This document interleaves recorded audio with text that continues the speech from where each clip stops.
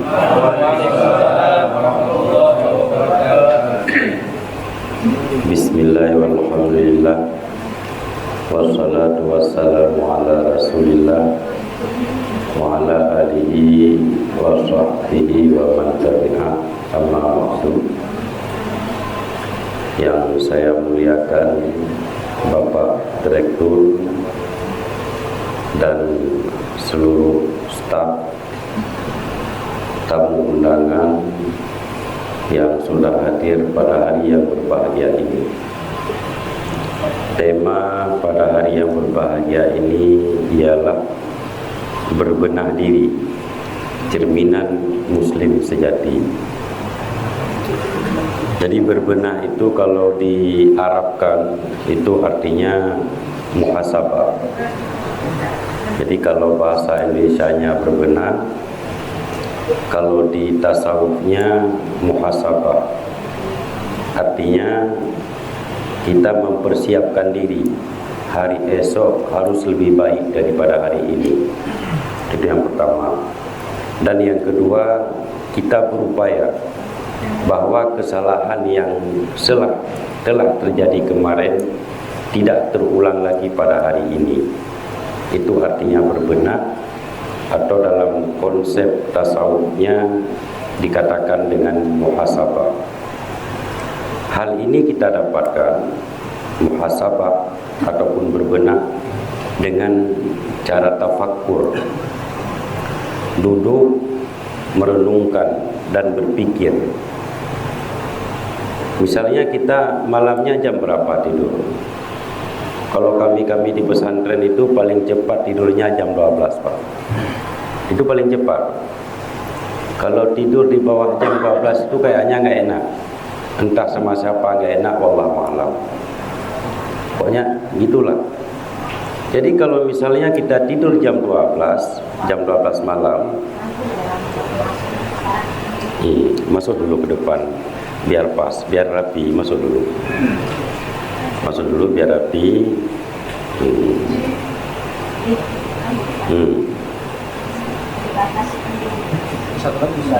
Masuk dulu. Coba diapakan dulu rusaknya.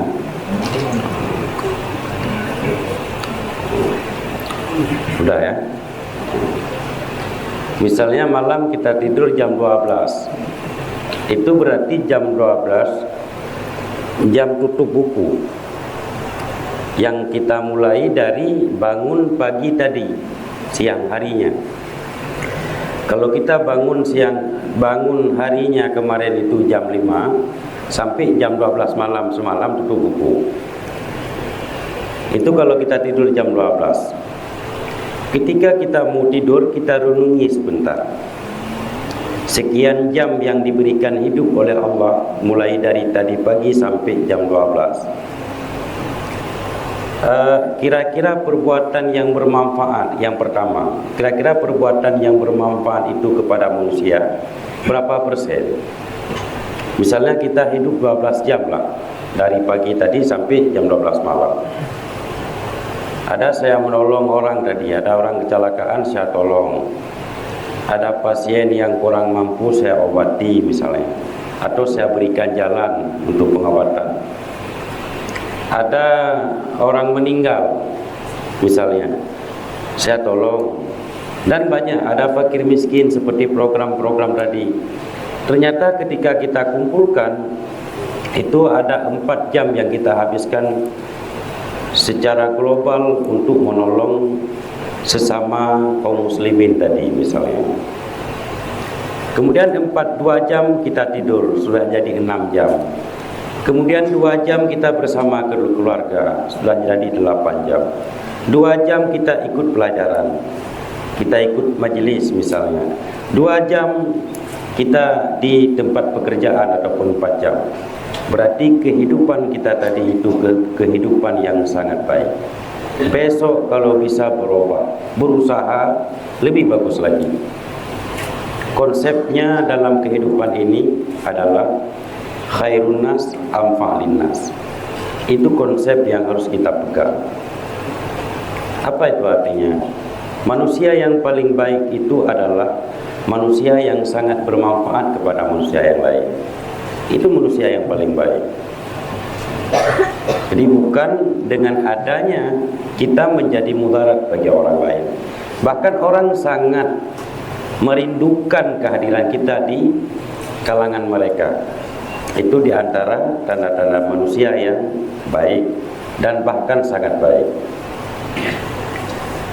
Allah Subhanahu wa taala berfirman dalam Al-Qur'an menyangkut dengan muhasabah atau berbenah. Firman Allah, ya ayyuhalladzina amanu, hai orang-orang yang beriman.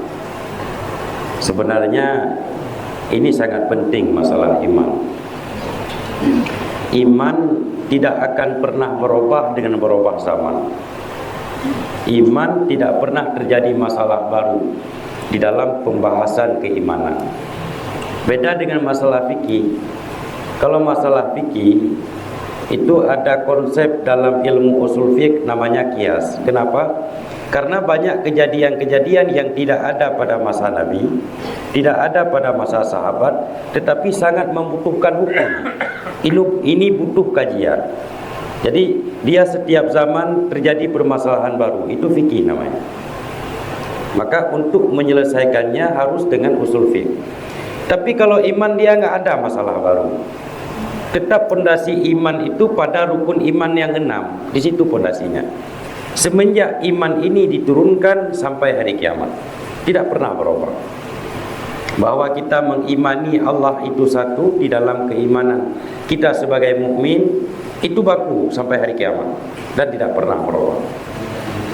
Bahwa mengimani Nabi kita itu sebagai Rasul dan Nabi terakhir Nabi Muhammad Sallallahu Alaihi Wasallam itu pun baku, tidak akan pernah berubah.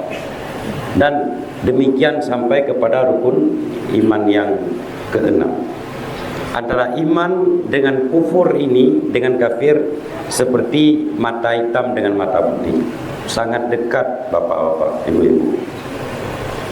Maka konsep yang sedang diprogram ini, yang pertama kami dulu, saya sebagai ketua HUDA dan anggota MPU Provinsi Aceh sangat berterima kasih di atas program ini.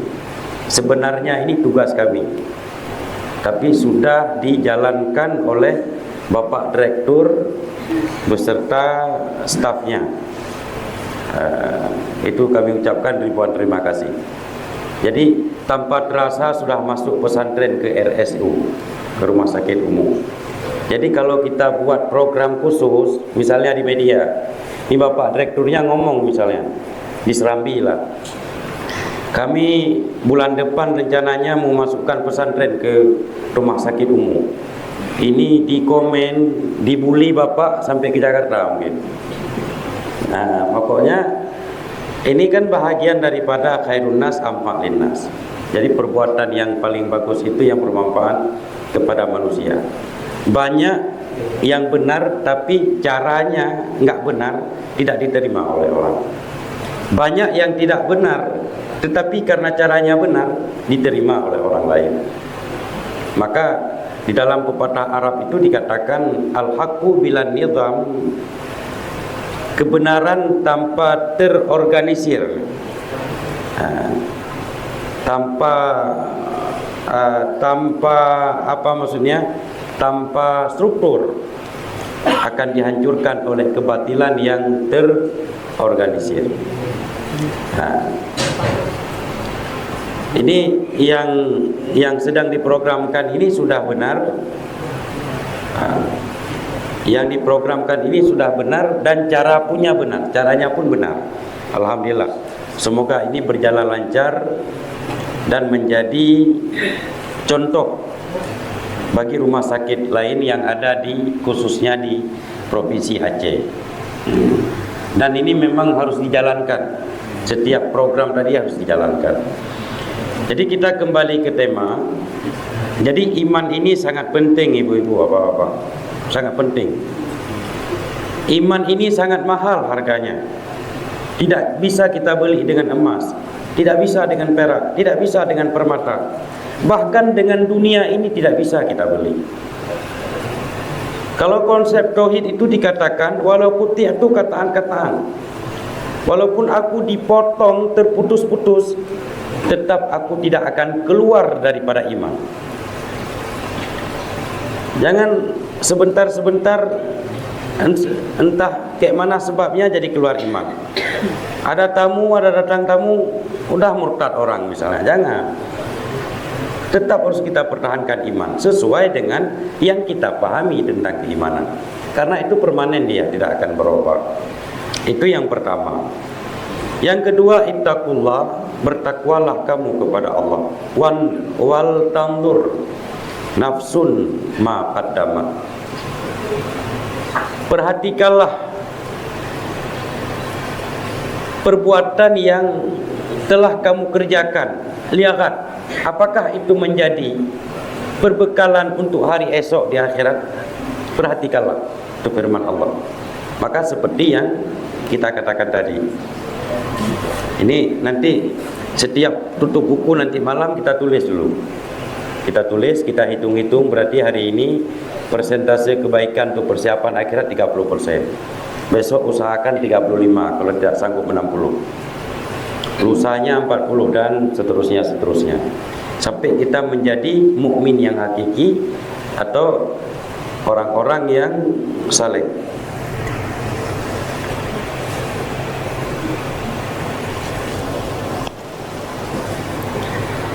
Kemudian wattaqullah innallaha khabirum bima ta'malun. Bertakwalah kepada Allah. Takutlah kepada Allah. Ini dua kali Allah mengulangi kalimat ittaqullah. Ini menandakan kalimat bertakwa ini sangat penting. Dan siapa saja bisa diserang ketakwaannya. Jadi orang yang sudah sangat mengerti ilmu agama itu belum tentu bertakwa. Apalagi orang yang tidak mengerti ilmu agama. Dulu di dalam sejarah ada namanya Syekh Barsisa. Ada juga Syekh Bal'am, ya Pak Direktur.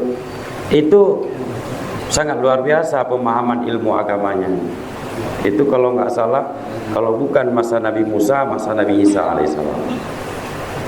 Jadi memahami ilmu agama itu bukan satu ukuran untuk orang tersebut menjadi orang bertakwa, tapi itu hanya jalan. Apalagi yang tidak paham ilmu agama. Akhirnya apa Syekh Barsisa itu? Di akhir perjalanannya mati dalam keadaan kafir.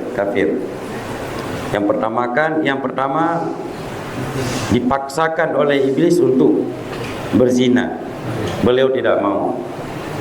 Yang kedua dipaksakan untuk membunuh. Beliau juga tidak mau. Dan terakhir dipaksakan untuk minum arak. Jadi karena pertimbangan ilmu yang salah tadi, ini kalau kita berzina punya anak jadi masalah besok. Kalau kita membunuh keluarganya bangkit keluarganya mengambil kisas, jadi masalah juga. Tapi kalau minum arak kayaknya cuma sebentar mabuk, habis itu bisa taubat. Itu pertimbangannya salah. Orang ilmunya ada, tapi pertimbangan salah. Minumlah arak. Setelah minum arak nggak lama dalam kondisi mabuk lihat perempuan berzina dengan perempuan. Kemudian dalam keadaan sadar, ini kalau nggak saya bunuh perempuan ini, besok keluarganya pasti akan bangkit dan lapor ke polisi. Akhirnya dibunuhlah perempuan tersebut. Akhirnya tiga yang ditawarkan tadi dia lakukan dalam waktu sekejap. Nah, maka kita selalu berusaha bertakwa kepada Allah Subhanahu wa taala. Bertakwalah. Yang diperintahkan oleh Allah kerjakan semampu kita. Kemudian yang dilarang oleh Allah tinggalkanlah semuanya. Kemudian yang terakhir, innallaha khabirum bima ta'malun. Allah sangat mengerti, sangat mengetahui apa yang kamu kerjakan. Bima ta'malun. Kita tidak boleh bersembunyi. Bersembunyi boleh sama manusia, tetapi dengan Allah tidak. Tidak ada kesempatan untuk bersembunyi. Karena malaikat pencatat amal kebaikan dan amal kejahatan itu selalu hadir dan selalu sampai. Allah mengetahui apa yang kita kerjakan, walaupun itu kita sembunyikan dengan keluarga, atau kita sembunyikan dengan atasan, atau kita sembunyikan dengan teman. Maka disinilah pengertian sifat rahman Allah. Allah sangat sayang kepada hambanya. Kita buktikan begini. Semua kita yang sudah hadir di sini, yang kana ino yang sudah hadir di sini, semua kita sudah hadir di sini, ini pasti mempunyai aib. Diakui ataupun tidak diakui. Seandainya aib tersebut dibukakan oleh Allah kepada orang-orang terdekat, pasti orang terdekat itu meninggalkan kita. Nyamandumna, yang berat-berat angguk dan aliran ini, pasti ada. Seandainya itu dibuka sama orang tua, kita pasti diusir dari rumah. Dibuka sama Pak Gesi atau Pak Imam, diusir dari kampung. Sama istri ataupun sama suami, kita ditinggalkan. Pasti ada itu. Nya bukan? Nah, kayaknya Cina aduh. Tapi dengan sifat rahman Allah, dengan sifat kasih sayang Allah, selalu memberikan kesempatan untuk bertobat sehingga aib itu tidak dibuka. Tergantung kita membuka sendiri ataupun tidak. Tetapi Allah tidak membuka aib. Makanya dalam konsep Islam itu, aib yang kita lakukan seperti kita pegang seperti Bu Baik. Aib yang kita lakukan seperti berzina misalnya, terlanjur ini, atau begitulah yang lain-lain, itu yang pertama kita sembunyikan dulu sambil beristighfar. Kalau manusia itu belum ada yang tahu, kita sembunyikan. Nah, jangan kita buka, karena itu menjadi bumerang di kemudian hari. Jadi sehingga kita nggak fokus nanti cari nafkah, nggak fokus ibadat, nggak fokus, teringat-ingat kepada masalah aib tadi. Tapi kalau memang masyarakatnya sudah tahu, itu harus kita buka. Jangan kita sembunyikan. Jadi yang mau kita sampaikan bahwa itulah di antara sifat rahman Allah, menyembunyikan aib yang ada pada kita ini sehingga kita tetap terhormat di pandangan orang lain. Padahal kalau dibuka mungkin kita dilempar sama istri atau dilempar sama suami. Mungkin kalau kita udah berkeluarga. Kalau anak dilempar sama orang tuanya, kalau orang tua dilempar sama anaknya. Itulah diantara sifat rahman Allah, dan kita wajib bersyukur atas rahmat yang diberikan sehingga pada hari ini kita tetap terhormat di kalangan kita, bahkan kita terhormat di kalangan orang lain. Inilah pengertian daripada muhasabah ataupun berbenah tadi. Artinya memperbaiki hari ini harus lebih baik daripada hari kemarin. Kemudian kekurangan yang pada hari kemarin itu jangan kita ulangi lagi pada hari ini. Itu intisari daripada berbenah. Kemudian konsep sufinya, salah satu model ataupun trik agar cepat tersentuh dengan berbenah ini, yaitu dengan berkhulwat. Artinya duduk tafakur.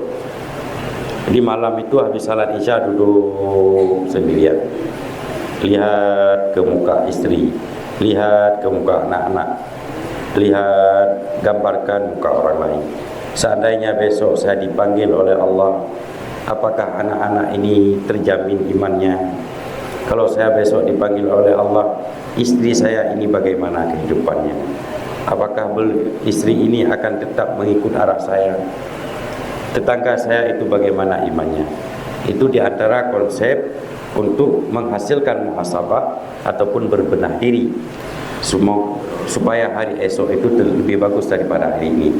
Hanya sekian, mungkin ada pertanyaan lagi yang nilai. Ini pertanyaan ada enggak? Ada. Ibu bapak yang ingin bertanya silakan, baik dalam konsep yang kita bahas pada hari ini atau ada sesuatu yang ingin ditanyakan di luar daripada materi yang kita bahas. Boleh.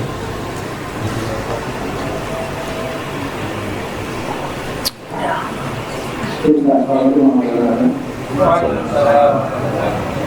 masalah desa terkait pemasaran pendidikan,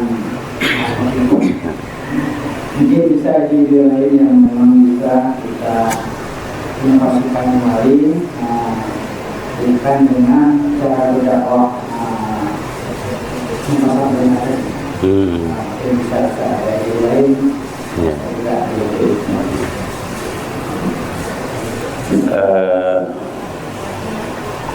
program tambahan dari saya itu mungkin nggak ada, tapi saya sangat mendukung program yang sudah ada. Dan kalau memang itu jalan seutuhnya seperti disampaikan tadi, memang sudah mirip pesantren, Pak. Cuma nanti begini saja modelnya, ada kajian-kajian, di hari Rabu ada kajian tadi. Kemudian nanti ada misalnya bapak-bapak ataupun ibu-ibu, adalah satu hari 1 jam misalnya dalam 1 minggu, nanti undang ustadz yang memang khusus untuk Al-Quran, untuk bacaan-bacaan yang ada dalam salat. Itu saja, nanti ditambahkan programnya, program baru. Nanti ini kita nggak usah malu-malu. Dan kalau ada malu-malu nanti di absen sama Pak Rektor. Dia begini, nggak usah malu nanti. Misalnya abang dibilang sama Ustaz, coba baca suratul Fatihah misalnya. Baca terus. Yang sudah benar, conteng, udah bisa keluar. Hari ini surat Fatihah dulu. Ibu-ibu kayak gitu juga. Tapi ini program tersembunyi. Tersembunyi, tertutup dulu, Pak. Nanti kalau nggak tertutup dipolitisir sama orang lain. Ya, tapi intinya begini, saya mendukung. Jago Aceh nyocap, jempol. Makanya saya tanya tadi sama ini yang bawa saya sama Pak. Nah, tadi ini program ini sudah lama jalannya. Karena saya seperti mendengar petir di siang hari. Saya ada undangan ke rumah sakit itu apa, saya bilang. Pikir kadang ada mau cek apa kan? Ada apa? Ada pengajian. Kapan udah ada pengajian, saya tanya. Bilang selama ini udah 8 kali pengajiannya dia bilang. Siapa yang susah masuk? Betul ada masuk guru-guru kita yang sudah terdahulu. Alhamdulillah, saya bilang. Kalau ke rumah sakit, kalaupun nggak ada waktu, saya tetap usahakan waktunya, saya bilang. Karena saya suka ini mempesantrenkan rumah sakit, saya suka. Sebenarnya tugas kami ini, tapi sudah diambil oleh Bapak Direktur. Alhamdulillah, terima kasih banyak. Pokoknya lebih semangat menteng. Nyabat Aceh nyobe yang melemahkan semangat. Harus bangkit semuanya. Bahu membahu. Baik gara-gara nanti sebahagian urang yang hanya setuju sehingga program ini bisa nggak jalan. Itu aja, Pak. InsyaAllah lagi program yang akan maju. Kaget yang cara sedikit. Jadi kan kita juga berbenah dari kita. Jadi mungkin ada trik-trik lain yang saya untuk dari karyawan. Sekarang ini kita kan akhirnya saya selalu. Ya. Tapi kami belum ada contoh yang mendukung Islam. Jadi muncul itu dari bangsa. Itu Ustaz saya ini bisa mendukung. Orang bisa ribut, bagaimana Ya. Jadi untuk desain itu bagus. Jadi kalau dipikirkan dari ini itu kan catatan medis kan ya. Ya, bisa. Sampai itu berikan kita olahraga dan dari saya kita akan membuat selama orang itu. Ya. Jadi mungkin kan ini juga perlu digunakan. Ya. InsyaAllah nanti Bapak kalau ada ide-ide atau ada yang Bapak butuhkan dari kami, langsung Bapak sampaikan, InsyaAllah. Kita bekerja sama. Jadi masalah olahraga tadi, agama ini tidak melarang olahraga. Kebugaran itu tidak dilarang oleh agama, bahkan dianjurkan. Tetapi yang penting seperti disampaikan tadi, menjaga aurat dan menjaga tempat, aurat dan tempat. Kalau bisa itu jangan di depannya kaum ibu-ibu, di belakangnya kaum laki-laki olahraga. Kalau bisa, pisah tempat aja. Nanti kalau di depannya ibu-ibu, di belakang kaum laki-laki. Laki-laki ini nggak olahraga lagi. Udah lihat itu istri siapa, itu anak siapa. Kok nggak, itu nggak bagus. Jadi padahal olahraga itu kesehatan, bahkan bukan dilarang, bahkan dianjurkan. Karena di salat itu pun olahraga juga. Yang paling terasa olahraganya di salat tasbih. Itu paling terasa. Jadi itu kalau ada program olahraga di rumah sakit nanti Pak, itu saran saya pisahkan aja tempatnya antara kaum ibu-ibu sama kaum bapak-bapak. Walaupun biasanya kaum bapak-bapak itu kalau nggak ada ibu-ibu nggak mau olahraga, nggak semangat. Tapi nggak apa-apa, itu demi syariat dan dianjurkan dalam agama olahraga. Ada pertanyaan lain? Ibu boleh bertanya, Bu? Ada yang bertanya, Bu?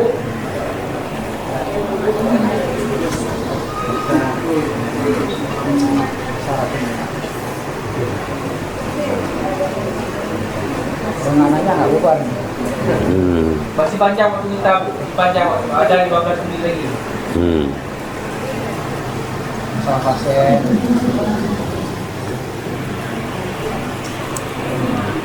Di kepala ruangan banyak. Ada masalah. Banyak ya kepala ruangan. Ruangan nggak ada masalah bisa. Katakan, baik. Pada beberapa pengajian yang lalu kan kami ada mendengar dua pendapat nih Pak. Yang pertama pendapat orang yang pergi umrah itu atau haji itu saat di pesawat sholat, yang pertama pendapatnya tidak ada tayamum dan tidak ada debu, jadi ya sudah langsung sholat saja. Yang kedua, pendapat kedua menggunakan dinding pesawat. Jadi itu ada dua pendapat, jadi kami mengambil yang mana nih yang lebih tepat. Ya. Jadi hukum itu dia tergantung kepada definisinya. Jadi kita yang pertama harus kita kaji definisi dulu, baru kita memberikan hukum.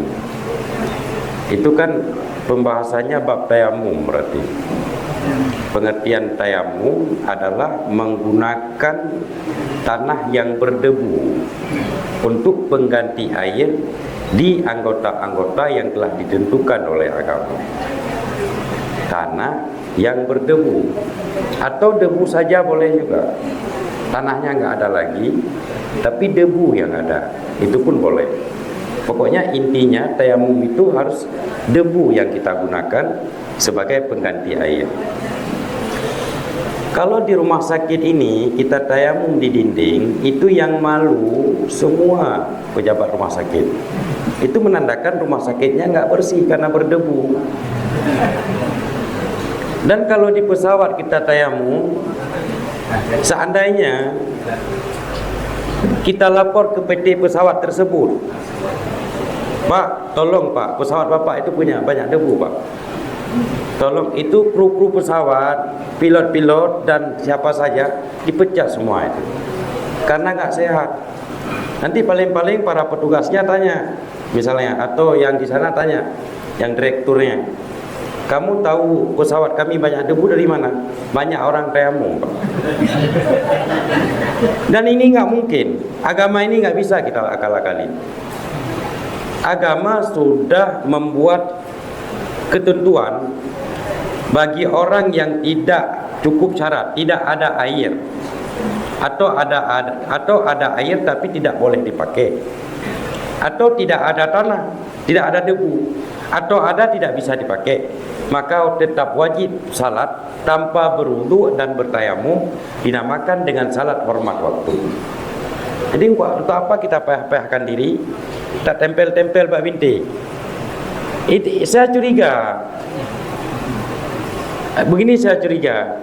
Dan waktu saya pulang dari Turki naik pesawat, kebetulan di dalam pesawat itu ada jamaah kita dari Pakistan kalau nggak salah, ada orang Pakistan. Salah berjenggot-jenggot, panjang jenggot, surban baby Dorea. Itu lain lagi cara tayamumnya. Maaf ya. Ingat.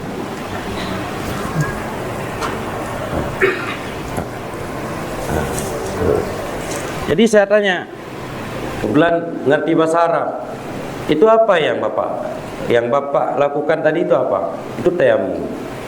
Jadi tayamumnya kok di udara, Pak? Saya yakin udara itu membawa debu. Itu lagi. Debu itu dari mana, Pak? Ini kita kan di atas ini. Kapan dibawa? Udara atas, bukan udara bawah. Saya bilang, udara, pokoknya yakin aja lah ada debu. Itu kesimpulannya. Jadi nggak boleh yakin saja ada debu. Ini, maaf cakap ini. Nah, ini nggak ada debu ini. Kan nggak ada debu ini. Jadi makanya sesuatu itu kembali kepada definisinya. Yang dikatakan dengan tayamum itu ini nggak ada debu. Tapi kalau kita akal-akalin, boleh. Ini kita tanya sama orang itu apa yang sedang Bapak kerjakan? Saya tayamum. Kan tayamum artinya memakai debu pengganti daripada air. Di situ nggak ada debu, Pak. Alah, pokoknya kita yakin aja pasti ada debu. Ini kayak mana mau kita yakin? Jadi kalau saya tidak tidak di pihak yang mengatakan tidak boleh, tidak di pihak yang mengatakan boleh, tapi saya lebih kembali kepada definisinya.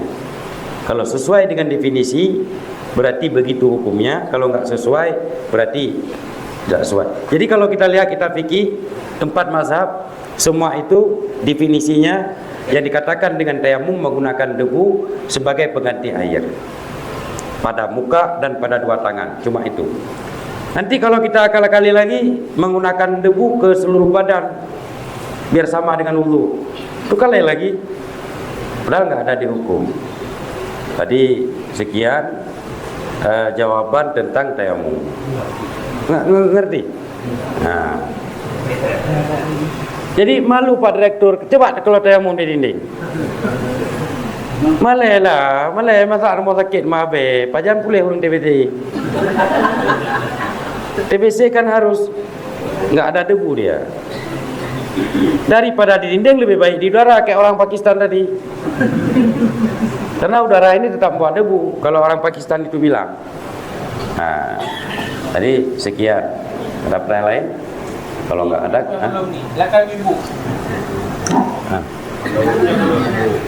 Mau tanya, gimana kalau orang yang dalam sholatnya baca Al-Fatihahnya itu nggak benar, seperti celah, tapi hari-hari dan ngomong nggak celah.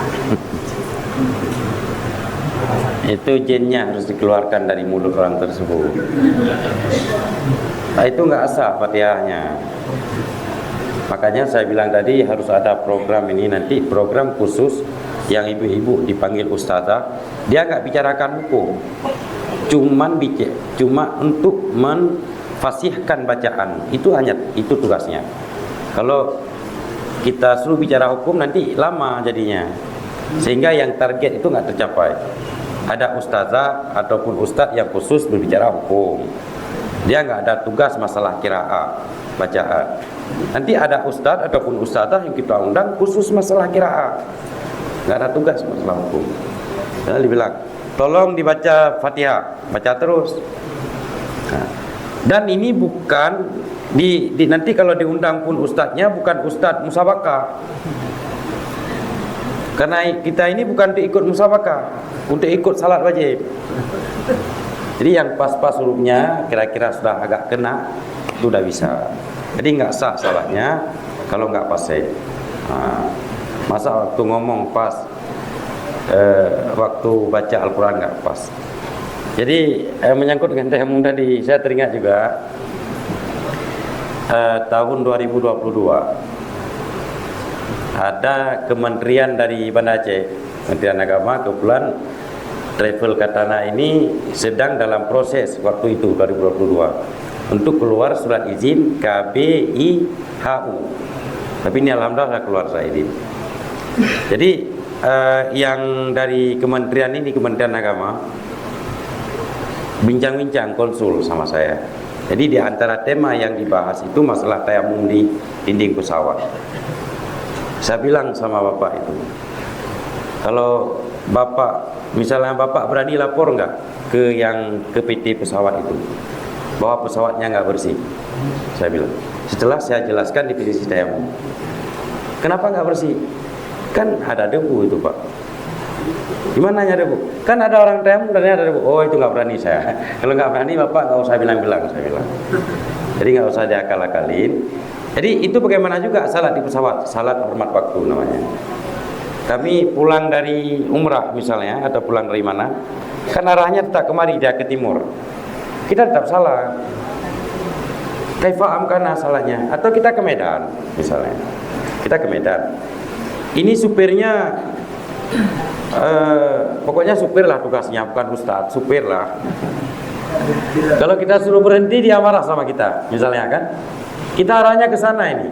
Dan salat itu salat nggak bisa dijamak. Ya subuh misalnya. Atau apalagi asar, kan nggak bisa dijamak dia. Asar ke maghrib kan nggak bisa dijamak. Zuhur sudah tadi, asar belum. Tapi mau kita jamak ke maghrib nggak bisa. Itu langsung di mobilnya salat. Salat terus di mobil. Kan nggak ada air, memang nggak ada air, nggak ada debu, nggak menghadap kiblat. Kemudian rukun-rukun fi'linya yang perbuatan itu yang bisa dikerjakan sempurna dikerjakan, nggak bisa nggak apa-apa.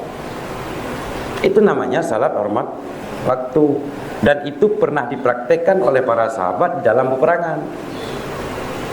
Ketika peperangan kalau kita mau salat normal mana ada ditembak sama musuh.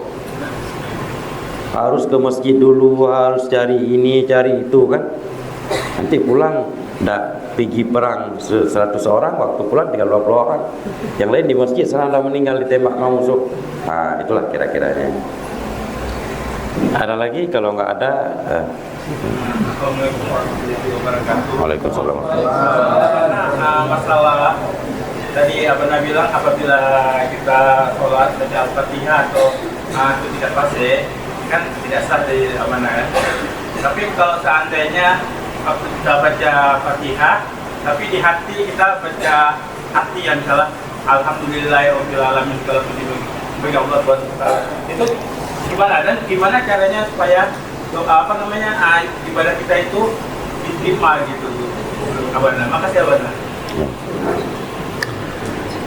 Yang pertama dulu, membaca arti itu tidak mempengaruhi kesahan bacaan Fatihah.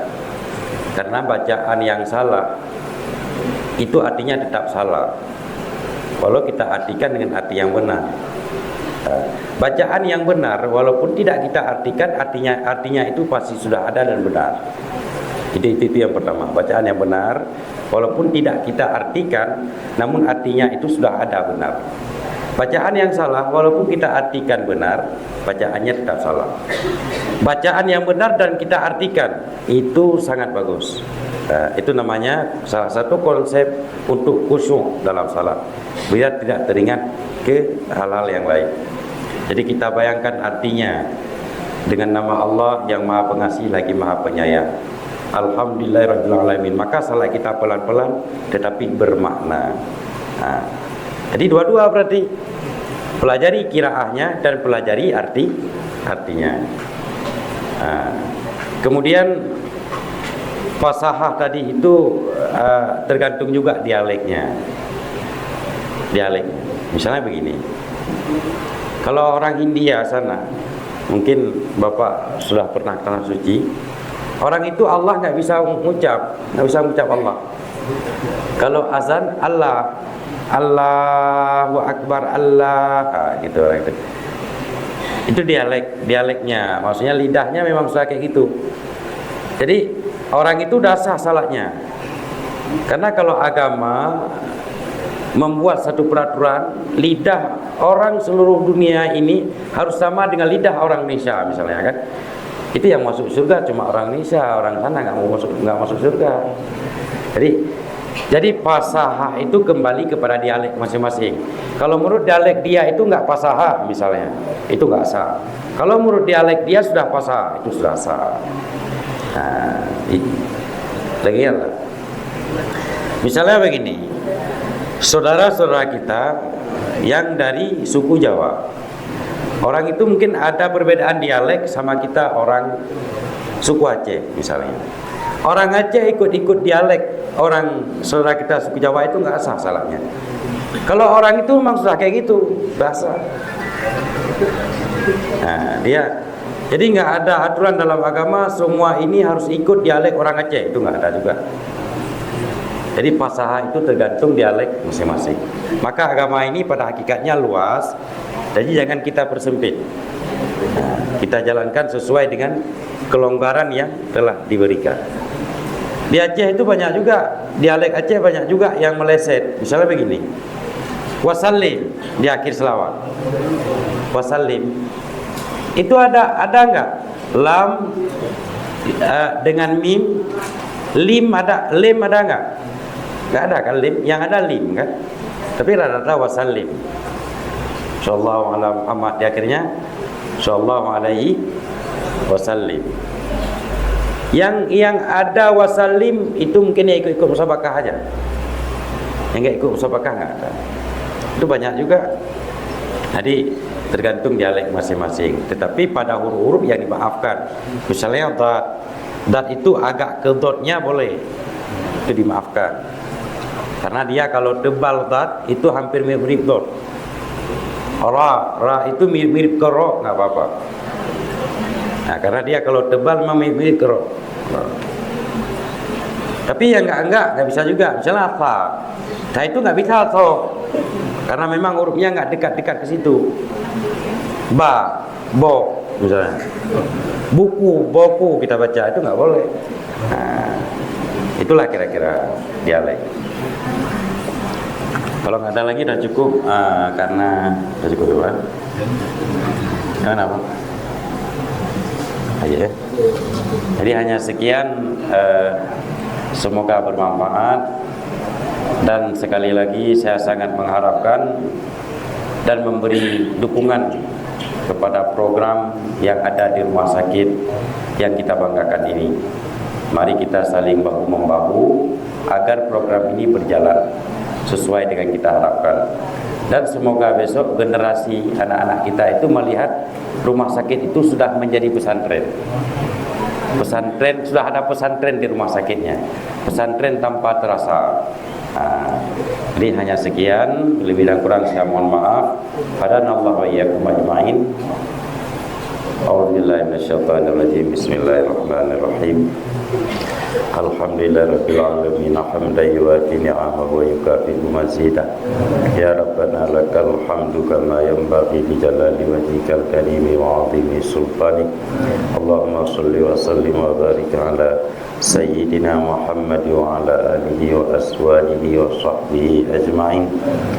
Allahumma ighfir lana dhunubana wa liwalidayna warhamhuma kama rabbayana shaghira wa li jaddina wa li jaddatina wa li ustadina wa liman lahu haqqun alaina bi rahmatika ya arhamar rahimin. Allahumma tawwil umurana wa sahih ajsadana wa nawwir qulubana wa thabbit imanana wa wasi' arzaqana wa ilal khairi qarribna wa 'anil syarri ab'idna wa qudhi hawaijana fid dini wad dunya wal akhirati innaka 'ala kulli syai'in qadir. Rabbana atina fid dunya hasanatan wa fil akhirati hasanatan wa qina adzabannar. Wa sallallahu ala khairi khalqihi sayyidina Muhammad wa ala alihi wa aswajihi wa sahbihi ajma'in. Subhana rabbika rabbil izzati amma yasifun wa salamun alal mursalin walhamdulillahi rabbil alamin. Hadanallahu wa iyyakum ajma'in. Assalamualaikum warahmatullahi wabarakatuh.